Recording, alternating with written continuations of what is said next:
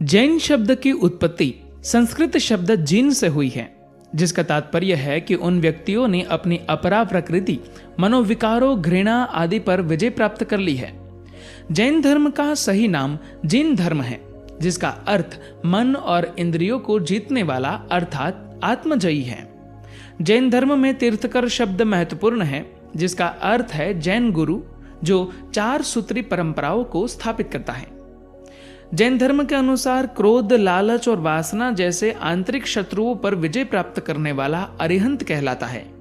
ये सब करने वाले पूर्व विदेह देश के तत्कालीन क्षत्रिय राजा सिद्धार्थ की रानी तथा वैशाली नरेश चेटक की सर्वगुण संपन्न पुत्री त्रिशला के गर्भ से आज से 2500 वर्ष पूर्व शनिवार 19 मार्च को जन्म लेने वाले जैन धर्म के 24वें तीर्थकर महावीर थे।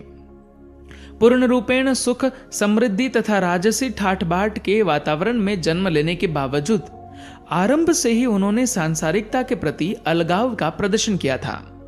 उस दिन को विश्व का संपूर्ण जैन समाज प्रतिवर्ष महावीर जयंती के रूप में पूरे उत्साह, उमंग तथा आनंद के वातावरण में रूप में मनाता है। भारतीय संस्कृति में दान का महत्वपूर्ण स्थान है। जैन धर्मावलंबियों में इस प्रवृत्ति के व्यक्तियों की संख्या पर्याप्त है तथा इस अवसर पर गौ हत्या रोकने हेतु भरपूर दान देते हैं।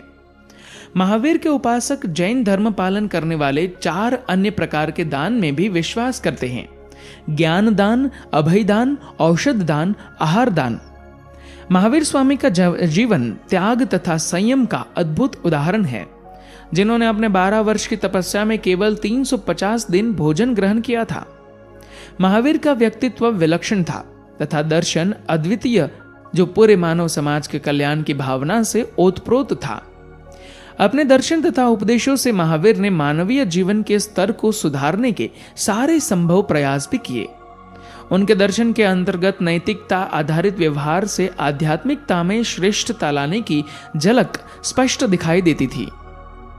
महावीर कर्म में पूरा विश्वास करते थे और उनका स्पष्ट मत था कि व्यक्ति का भविष्य कर्म ही निर्धारित करता है।